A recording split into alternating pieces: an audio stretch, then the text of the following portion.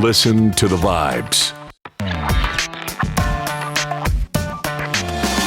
The views and opinions of our guests may not necessarily reflect those of the host or the Vibes Broadcast Network. Listener discretion is advised.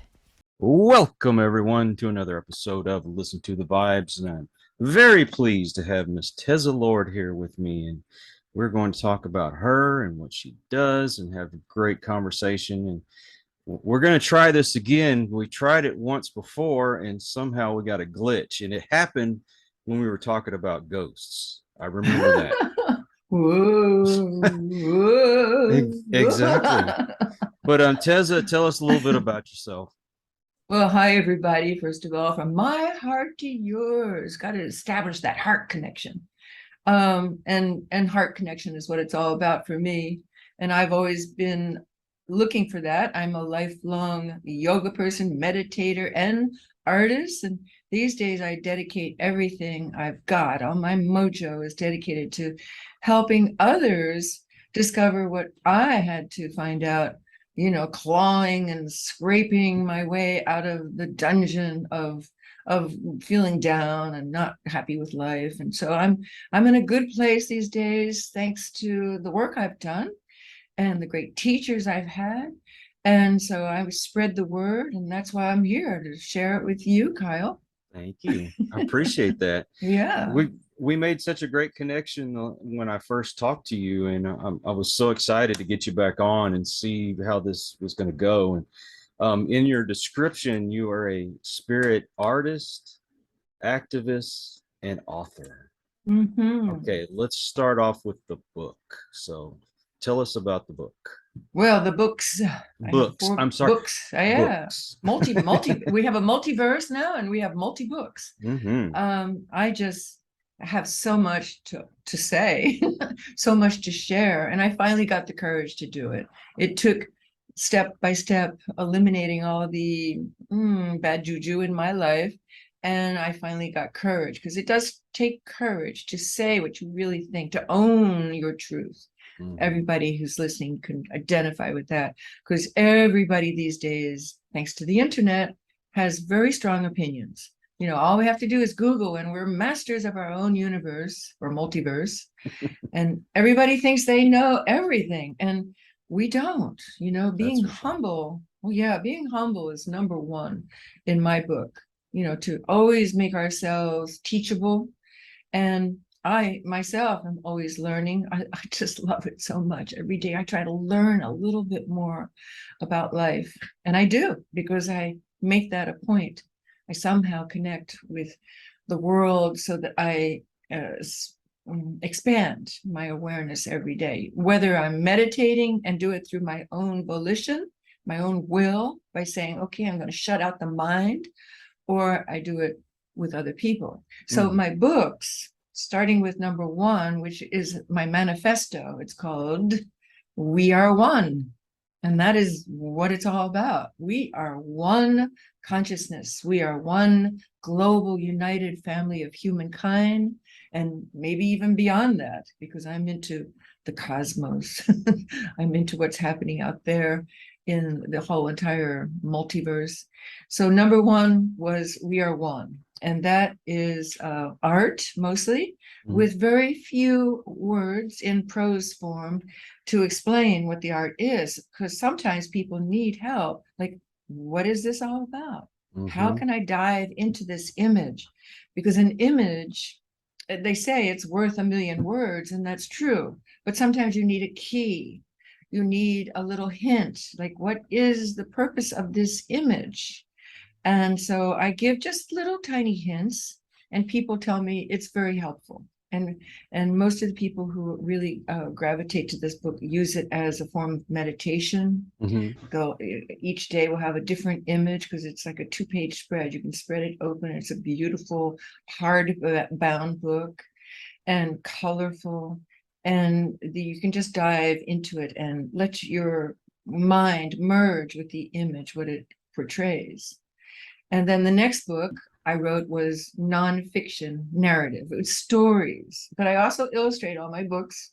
So the first nonfiction narrative is called In the I, meaning me, myself, and I. Mm-hmm. And it's the true recounting of how I took these calming and empowering techniques to very disturbed juveniles in prison. And boy, did they need it. Oh yeah. And oh my gosh. I used to preach at a juvenile facility. Right. So people in prison, wow, they need help. They need our prayers. And if we have any ability to connect with them personally, to share whatever it is, creativity or sobriety hints, or how to use their bodies, which I did. I focused on the body being the teacher, which is the yogic approach, the mind, body, spirit, they're all connected. Yep. So that's book nonfiction narrative number 1. Number 2 was called Zen Love. I love that title. Zen Love, which is a journey, a true journey, my journey of how to heal a broken blended family. Everybody's divorced these days. There's so many step parents and kids coming from different influences and people trying to merge different backgrounds, different economic and cultural and racial and religious backgrounds. And that's what's happening in the world. Mm-hmm. So the book is really an analogy of what's happening in the world. And it's quite a ride. It's quite a spiritual ride, healing with spirit. And then the 4th book, which is a nonfiction narrative again, that's called Hybrid Vigor. And that is how animals of all different ilk show us by their behavior, by their natural instinctual way of harmonizing with this existence, how we can be better animals of the human type. I found out something interesting yesterday, and I don't know how these people figured it out, but the experts say that if you have a cat and say you go and you lay down and the cat sits right here, then they feel like they're the dominant one in the house.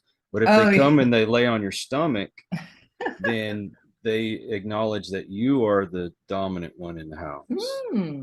How they figured that out, I don't know, but it's interesting how science is catching up with spirituality. They probably have a little spirit meter, and they can do all these things. They can figure out your emotions because there's a cat that I got right after my other one passed away, and we had gone to a shelter, and my wife said, "We're just going to go up there and look." And I'm like, "Okay, as long as we're going to look," because I was so devastated, I didn't want another cat.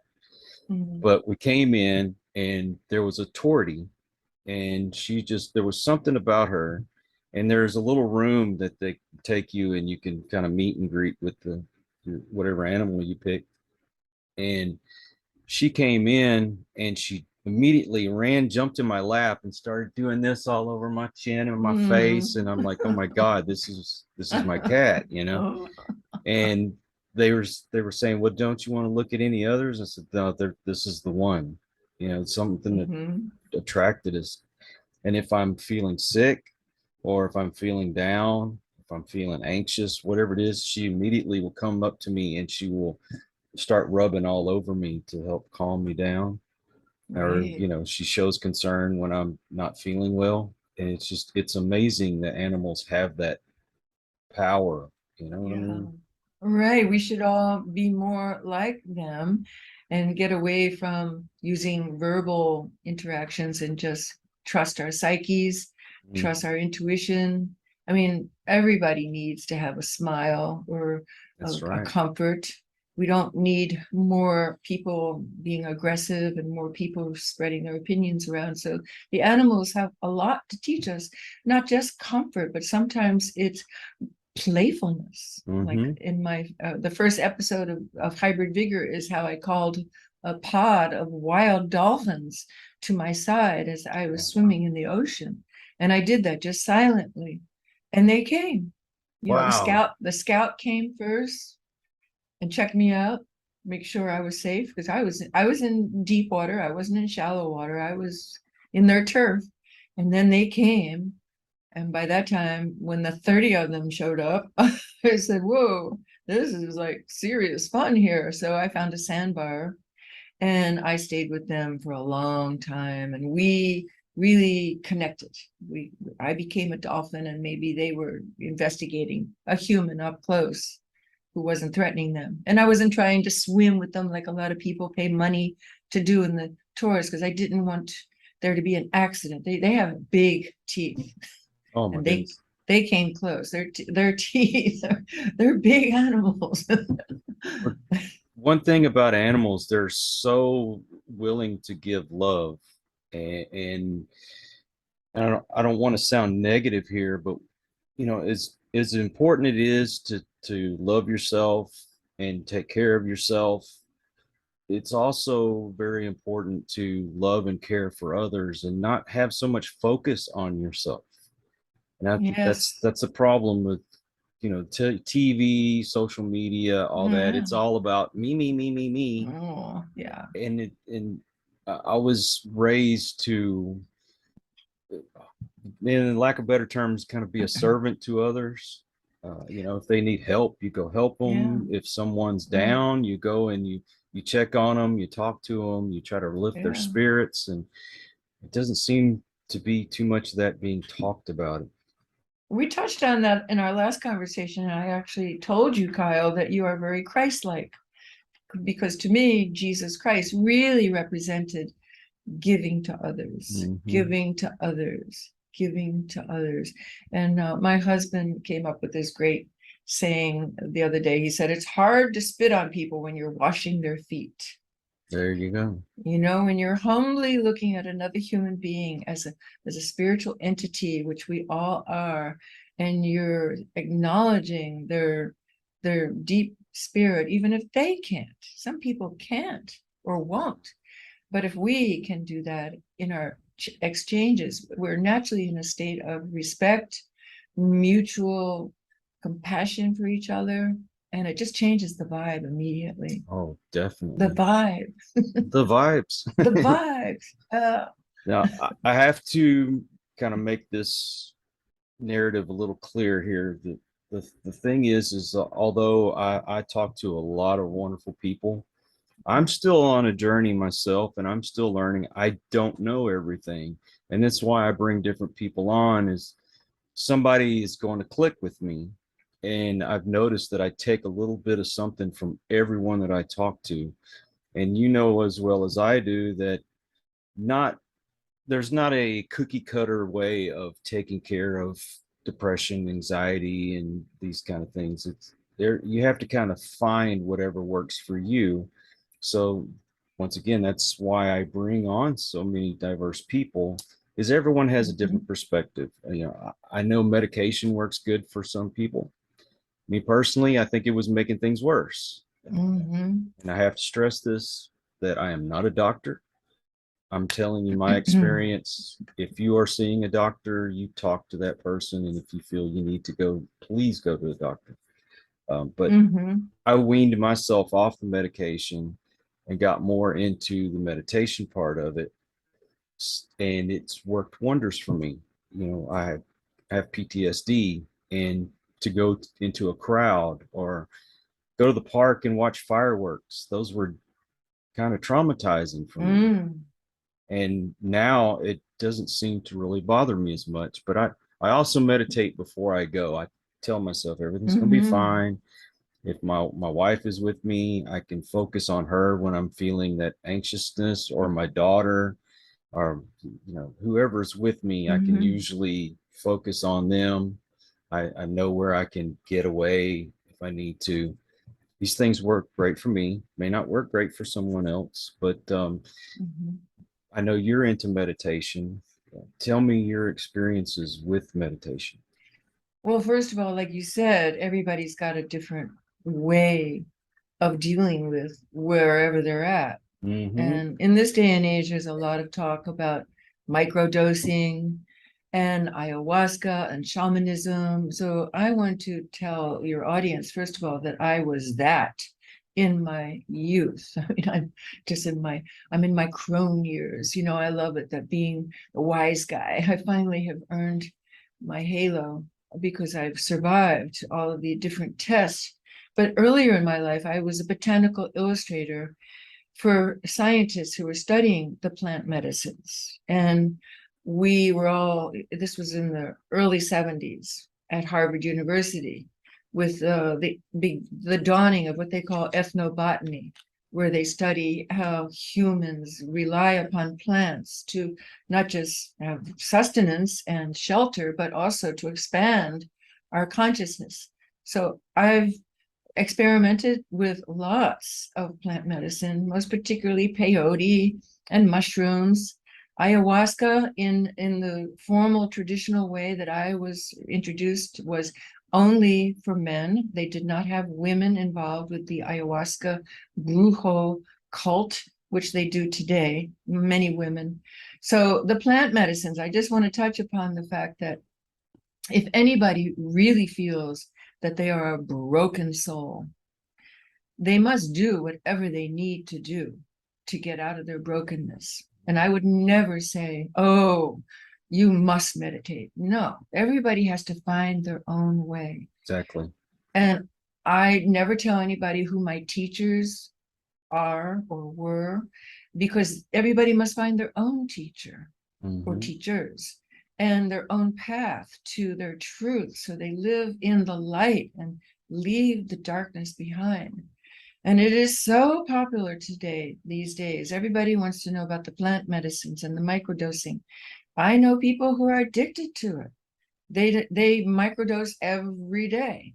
That's not cool. That is not dealing with the reality. And the long story short, whatever you do to get to a place where you have experienced expanded consciousness, know that your own powers that you were born with, that the divine consciousness of this universe gave us as human, we have everything we need right within us. Yep. We just have to concentrate on the positive things and learn to turn our back on the negative things, like the way you concentrate on your wife when you go into a hard, challenging situation. You probably just, have that connection with her. She calms you, she's centering you. And if for some reason she's not there, you can at least know that, I've had that experience. I'll just imagine she's here and we're together and we've made that bond, and she's my guide, she's my helper, and she's my anchor. Right. Definitely. So she doesn't have to be at your side every minute. You've had that experience. So when you decide that meditation is the path that you have chosen, which it was for me, I knew instantly when I received the gift of meditation, I had this cosmic experience. I mean, talk about fireworks. It was like, sometimes people have a very quiet relationship with what we call the Kundalini Awakening, which is your spiritual yearning. It's come alive, but we all have it.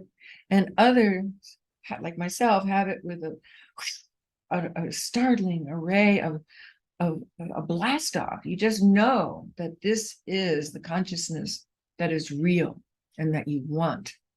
And it's not hiding from reality. It is the true reality. And that is the oneness consciousness, that we are all interconnected. We are all a fabric of life. So with meditation, this is possible with no after effects, with no hangover, with no come down, because for every chemical, even if it's a God-given nature one, like mushrooms or peyote or vines or whatever comes from nature, it's still considered a toxin, because in the Chinese medicine, everything you put in your body is either beneficent, excuse me, or a toxin. And plant medicines are a toxin. And in lethal doses, they can kill people. Oh, yeah. So I've talked to some people who do mushrooms all the time. Oh, no, I never come down with a harshness. It's beautiful. But that person is probably still in the effects of the mushrooms. But when you come to your own reality, which is this God-given beautiful thing called life, without any crutches, it's the most expansive connection with consciousness that's available. And I know that for a fact because I've experienced that. Well, something that I was just thinking about, when you're at your most ease, I guess you'd say, is when you are in the moment and you realize, this is where you exist, right here in this moment. Everything around you is right here in this moment. Everything that's in the past, it's gone. It's not coming back. Now, the future hasn't happened yet. So if you focus on right here, right now, you can actually calm yourself. And some of these drugs do make you focus on the here and now. I mean, at least for me, whenever I would do LSD, I would be so focused on what's going on right then and right there. That's when I'd come to peace. But I'm gonna say I also lost about 6 or to 8 hours of I didn't know what I was doing. So I've done a lot of LSD, I know. yeah, I'm an old freak, man. people would tell me, you did this and you did that, and I'm like, really? I thought I was just sitting there doing nothing. Yeah, So there are definitely some precautions I would put out yeah. there. I would also Mhm. find somebody who's an expert before Mhm. you got into anything like microdosing, as Yes, there are people that do know what they're doing, but there's also those yes. that are just out there just for the high. And it's really, really effective for PTSD. They're using it now. Did you know that the VA is using it officially? Are they For, really? yeah, the federal government okayed it. They had a test period for a couple years, and just like a month ago, they officially said that under guided circumstances with counselors who have been trained and in groups and in specially, like special situations, they don't just hand it to people and say, okay, go home and experiment with your microdosing, but they are using all these psychotropic substances to deal with PTSD because it is so effective in resetting a troubled mind, Mm-hmm. in restarting whatever has been traumatized. And crises and traumas and horrible experiences can be triggers for wanting to get out of that. And wanting to get out of that means you have to go higher than the lower experiences of life, the fear. I mean, you're either in a state of fear or you're in a state of love. It comes down to that. It's that simple. Question for you. Now, I know a lot of people talk about the universal consciousness. Do you believe it's the universe itself, or is there actually a spot in the universe where God um, exists? Well, first of all, God, that word is troublesome for many people. And I know I understand. many spiritual teachers do not use the word God, like even this Christian monk that I met personally when I was doing a lot of work with Eckhart Tolle a couple of years ago. His name is Dr. Brother David Stendhal. He's about 93, and this guy is wise. I hope he's still alive. He's a monastic, but he goes around the world to teach. And he said, people get so confused about the word God. So he does not use it because it is spirit, it is consciousness. So the old Christian way, mostly through art, of depicting God as this, terrifically powerful old guy, like the Sistine Chapel. Michelangelo portrayed God as like the way probably the ancient Greeks portrayed Zeus, the hurler of the lightning bolts and everything. Well, that's just a way so people can wrap their mind around what is really the meaning of the divine consciousness that permeates this multiverse. And for me, it is not a thing. It is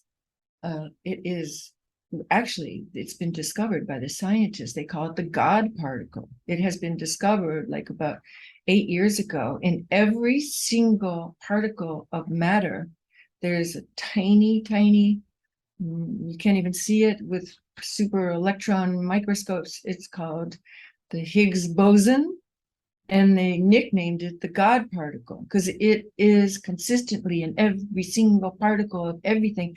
They've taken meteors from space, they've taken dust from space, they've taken rocks from space and compared it to what's happening here on Earth. Everything is variable except this one consistent particle, which is a charge of energy. So God, aka the divine consciousness that permeates this universe, is energy, and energy is consciousness. So when we go into meditation, for instance, we are not approaching the throne of some being.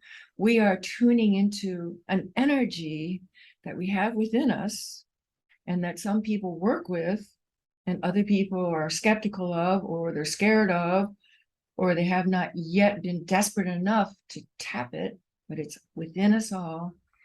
And that is the power within. And the connection is the breath. Because if we're not breathing, we're dead. That's true. We have transformed our consciousness into whatever came before or after we were born as humans. So as long as we have breath, that is the bridge, that is the connection. And that's why any meditation teacher will start with breath. That is so basic. And wonderful things can be done once one learns to tap into the breath. You can relax just by watching your breath. That's the most simplest form of meditation there is. Even if it's just one complete breath round. Let's do it right now. Just watch your breath come in and watch the breath leave you. It completely changes the vibe.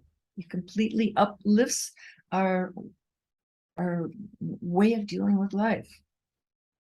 So God is energy. Energy is God. And also I use the word love, because love, it seems like such a simple thing to say, but even the Bible says God is love, God is a whole bunch of other things. But that love consciousness means you're not in fear, means you have not clamped the possibilities. You have opened wide the endlessness of what love is all about. And there's so many ways that you can define love, but basically it's an energy charge. It's an energy. You either feel it for your cat, your wife, or a podcast, or for yourself. And when you're not feeling that, then you're contracted, and that's fear. And the amazing thing about energy is you can't destroy it, you can only transfer it. Right. Or it transforms itself. Mm-hmm. Right. But it's always there. That's what Einstein's theory of relativity was all about. E equals mc squared. He proved, don't ask me how to explain it, it's way beyond me. But he did, as the beginning of quantum physics, explain that energy never changes. I mean, never it dissipates, it changes, it just transforms itself. That's right. That's how I feel that why you see ghosts. It's just a transference of that energy. Right. Yes. No, we talked about that in our first mishap that didn't get recorded.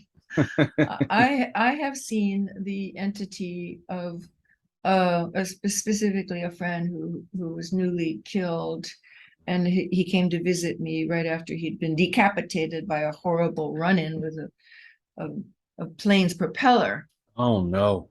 I know, it was horrible. And I was babysitting his dog, his house, his beloved possessions. He came in the form of his severed head, but he was okay. He was smiling, and he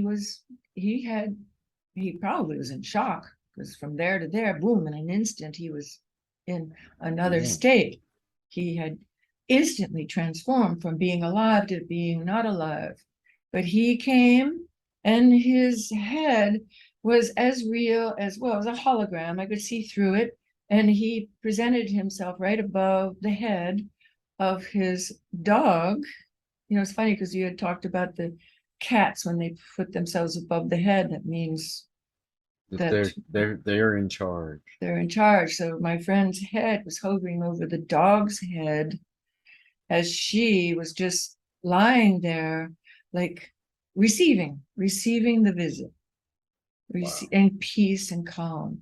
And I just happened to walk in with this visitation happening, because it was on the way to where I was going. It wasn't for me. The visitation was not for me, but I saw it and I got to experience with my own eyes, with my own experience, that this is a reality. Do you see them on a regular basis? No, I'm No. not really interested. My mother was really interested in pursuing that path. We used to go to haunted places, so-called haunted places, and she would be kind of like on the hunt. But I've even stayed in places where people say, oh, this is haunted, and like an old farmhouse where people said, oh, you can't stay there. But I happened to be there by myself, looking to see, oh, okay, spirits, if you are here, come to me. Well, there was nothing but peaceful, beautiful vibes in that house. They were not, it was not nasty to me. Maybe the people who felt that they were not peaceful spirits, maybe there was something in them that needed to be shown, that there was something out of whack or something. I don't know, but we get what we look for. If we're interested in spirits, we're going to find spirits. Yeah. I've never been interested in past life regression. I've never been interested. I am interested in the here and now. That's where I put my total focus. Like if I get a disturbing thought that I can't feel comfortable with, I just say, okay, right now, the breath anchors us to the here and now. Yeah. Well, so everybody reacts to different methods in different ways. I myself, I did a past life regression and it helped tremendously. So for some people it's going to work, and for some it's not. If your soul yearns for it, then that's the path for you. I've never had an inkling of wanting to do that. And there are people all around me who do it, who've even offered to do it. Oh, I'll do it. I said, oh, please, like I'm just not into it. I don't know why. I just, like, since a kid, I've had connections with my spiritual life, and I did have a lot of deja vu, like remembering things, and when I started meditating, a lot of things come up that are just meant to come up. It's like brewing a witch's cauldron. So if I can use that analogy, different things bubble up when you're ready to deal with them. And you can't force it, and it just comes up when your psyche has been purged enough of the BS in life, and you're pure enough to deal with the reality that some things are just not able to be thought out.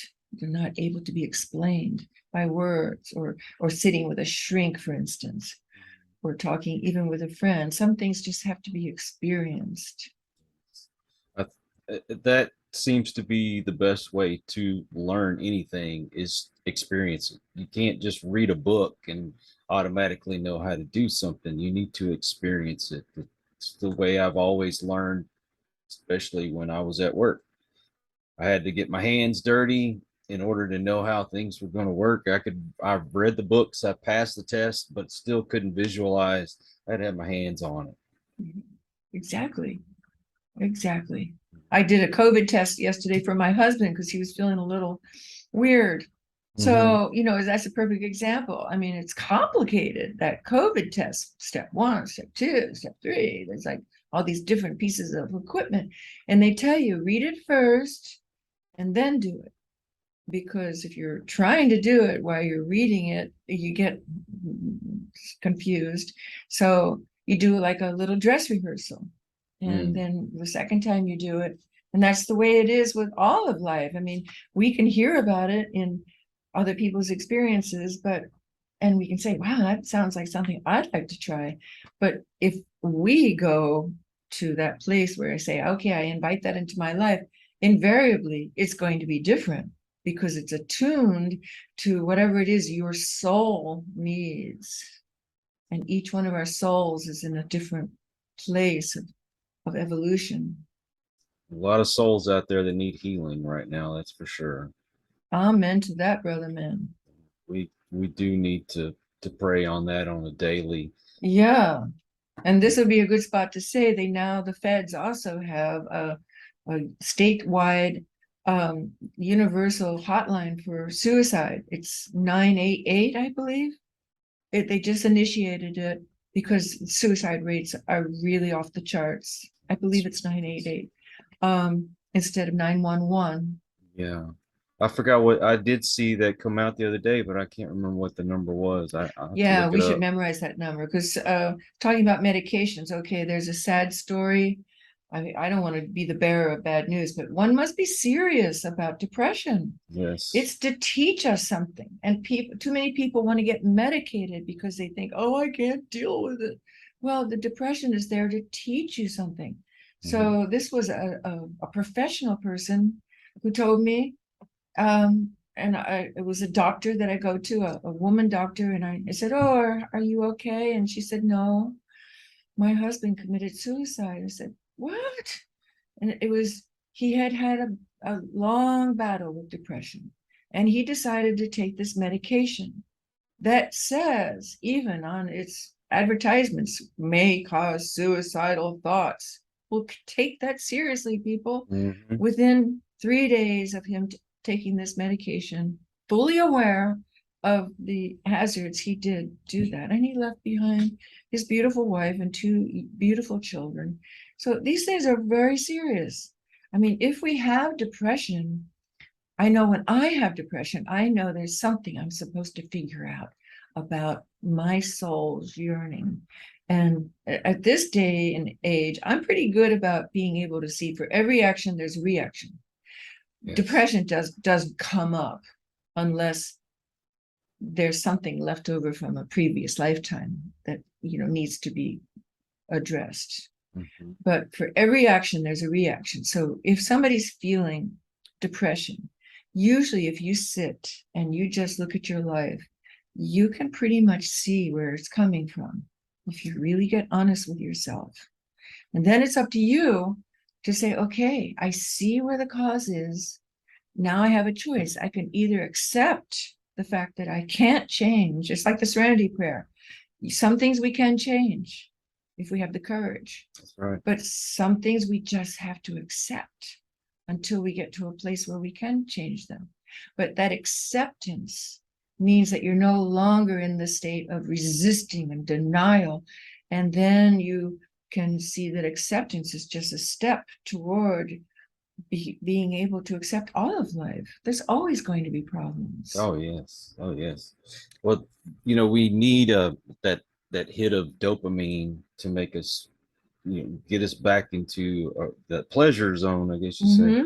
Yeah. And so that's what the medications are meant for. Unfortunately, for some people, it's the opposite effect.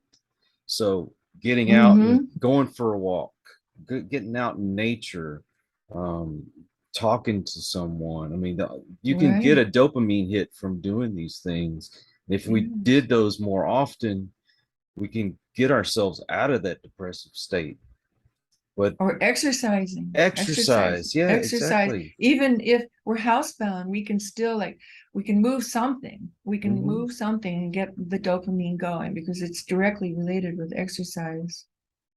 Anything you can do that gives you that pleasure outside of the the drugs and things. But I used a lot of chocolate. My mother, who passed away at 97 and a half, I was her caretaker for many years while she was suffering a not pleasant leaving. And I discovered that chocolate just comforted me. And there's a lot of people who use chocolate, even in ceremony, cacao, which is the natural state of chocolate. And it helped me enormously. It lowers I think it's the hormone called cortisol, which floods your body when you're upset, when you have that fight or flight mechanism going on, which actually comes from a part of our brain, the amygdala. So now I don't have to have chocolate like on a daily basis, like I did for years. But chocolate really saved my butt. When you get into a deep enough meditative state and you start thinking of those times in your life where you were the most happiest, that can give you that dopamine hit too. And sometimes it takes a lot of practice. I wasn't quite sure, what exactly meditation was until I had a guest on, and he was telling me, you can actually put yourself in another place if you concentrate enough. And when you do, and I noticed this happening, is that you almost forget that you're right here. It's like, oh, wait, I am here. Mm-hmm. If you meditate good enough, you can put yourself right off to sleep. Well, okay, I have a bunch of things to say about what you just shared. Mm-hmm. First of all, there's a big difference between meditation and concentration. Mm-hmm. And if one goes to sleep while you're meditating, then you have a really, really disturbed nervous system that needs repair. So sleep all you can while you're meditating, but that is not true meditation. Meditation is different from concentration, because concentration means that you have a thought and you're concentrating on it. Like, let's even take a verse, a beautiful verse, either from the Bible or from some yoga sutra, or some wonderful verse, God is bliss, bliss is love, whatever, and you're concentrating, and you're not thinking of it as a mantra which can be like a guide along with breath, that has no ability to disturb your thinking pattern.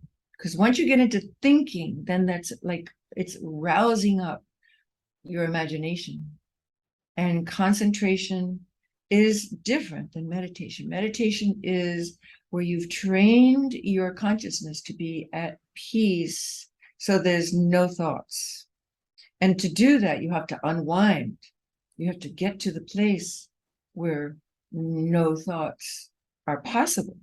And so if you have a lot of disturbing thoughts or memories or yearnings or things that are not able to be just let go of, you go through these things one by one by one by one in your attempt to meditate, and always bring it back to the moment by being aware of the breath or a mantra or some sound, whatever technique a person turns on to, until eventually, if you meditate with consistency and have a meditation practice, meaning every day, even if it's just for 2 minutes, you make it part of your life, then eventually you get to a place where there are no thoughts and you are just in a state of bliss.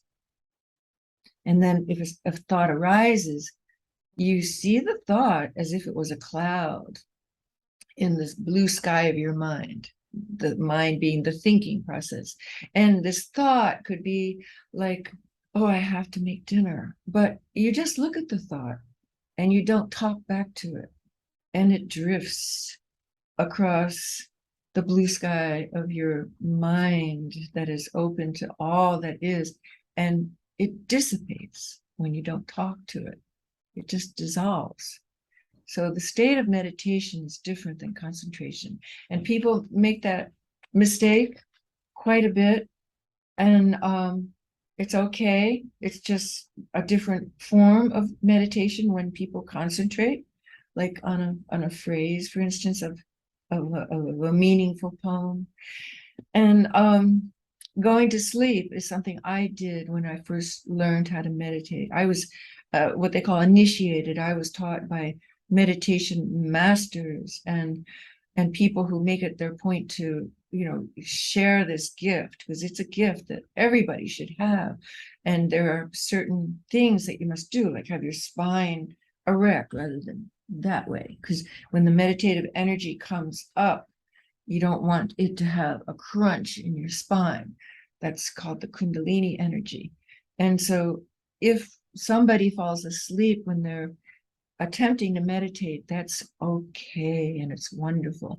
But just know that one day you will not fall asleep. You would actually be super energized by the time you finish even 10 minutes of meditation. It's the equivalent of if you had taken about a 2-hour nap, because you are in a deeper state of connecting with your energy than you are when you're asleep.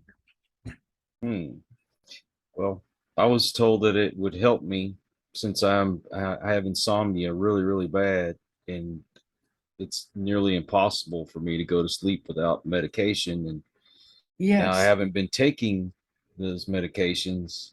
It seems like when I get into my meditating before I go to bed, it helps me to drift. Yeah. So No, I want to make it clear. There are definite techniques where you use to go to sleep that are meditative. Mm. And that's beautiful. I even put them up on my YouTube channel. I have meditation for sleep. I have meditation for calm, meditation for letting go, meditation for, embracing joy. Meditation can be used for many, many different purposes, but they're all different ways to use meditation. But when you have decided to be a meditator instead of a person who uses drugs or alcohol, you actually are in this state all the time.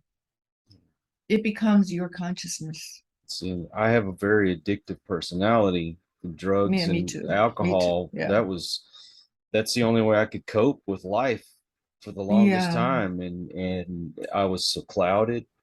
It was no wonder my life was upside down. And when I got rid of all that and started to explore spirituality, not religion, spirituality, my life started to turn. Like it's amazing how my life is so different from today from what it was before I met Michelle. We have It's that in common. amazing. I too am a recovering person. I have 38 years of sobriety. Oh, And congratulations. yeah, I was like, you're given a second chance at life when you decide to stop anesthetizing That's it. the feelings and embrace the feelings as being the teachers.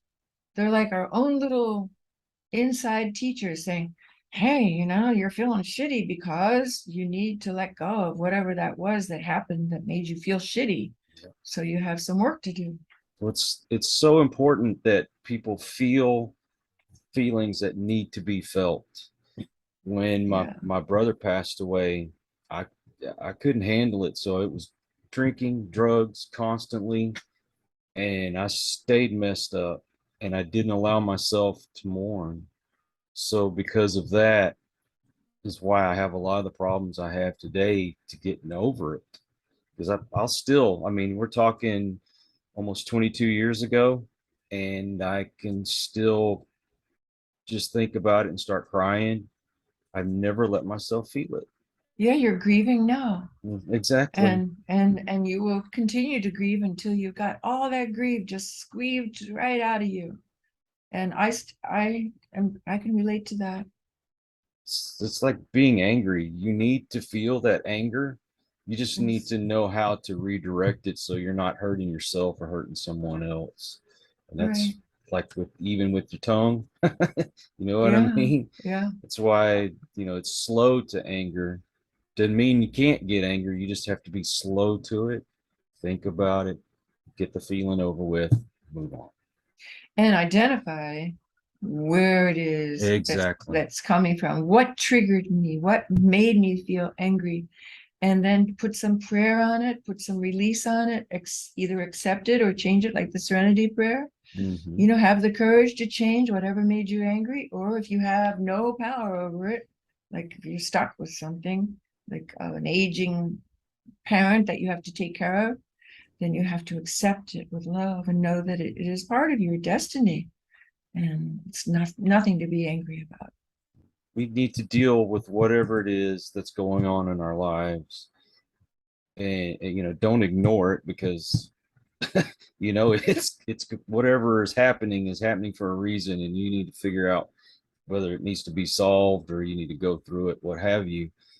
But if we spend more time focusing on others, we're not so much focused on ourselves. And that's what brings people down, when all they do is think, oh, woe is me, woe is me. Right. But Helping others. helping, Yeah, we can't exactly. just focus on like all those Instagram influencers. Whoa, Oh, there's I a should. screw up. Yeah, I should have made that a little more clear. We should be helping others, Helping others, not yeah. not not concentrating on what the Kardashians are doing today. Right, which is the purpose of your podcasting, and that's why I was so attracted to being a guest on your beautiful podcast. I mean, it's a wonderful thing, and this is the best art form there is, an ability to connect with people, because speaking and hearing the voice, and even if it's a video thing, being able to connect with our senses on people, with people who have gone through what we all have to go through, which is the signposts of our lives. Exactly. Well, in helping others, that's why I bring people like you on and the other people that I've had on. And even though it's the same subject, a lot of it's different paths to get to healing. I bring everyone on in all these different aspects so someone can find what works for them. And then Yeah. I meant And to ask you, I'm sorry, you have a website? right. And also we have a podcast. My husband and I are podcasters, Z Lord podcast. And Mhm. every week it's a conversation that we go into exactly how can we help others, especially to heal the divide. That's what our podcast is devoted to. So it's a spiritual conversation. And my website is Teza Lord with one Z, TEZA.com, and that's my mothership. You'll find connections to my books and the meditation offerings I call mind stillers on YouTube, and everything I do. I want to make sure that I put the links in so people can, they'll be in the Oh, great. description so people can click and go straight to it. Oh, Because, thanks. anyone out there that's trying to help others, I want to promote them as much as possible, because somebody out there is going to, they're going to resonate with whatever it is you're doing. Absolutely. And I have So, another book coming out. I've written my first magic realism novel, which is about, I call it an echo novel. There's some things you just can't deal with unless you go into fiction and fantasy. And mhm. so this is a really strong story that I'm hoping will really change the world. But so far I'm manifesting a literary agent. So if anybody's listening, just give me a shout if you want to participate in the birthing of this beautiful message from the unseen realm. I might be able to help you with that. I have a friend of mine that lives real close that might could get you in touch. Oh, great. I can't Thank make any you. promises, but I'll check No, into it. one lead, that's the beautiful thing about life. If we speak what's in our soul, then we get what we are meant to find in life. We have to just reach out and speak and communicate. Um, I really try to promote this because I really like the way this app works, or this site, Mhm. whatever you want to call it. It's called Alignable. If you haven't heard of it before, get Uh-huh, on no. there and it gets you in contact with people that do that kind of stuff. Okay.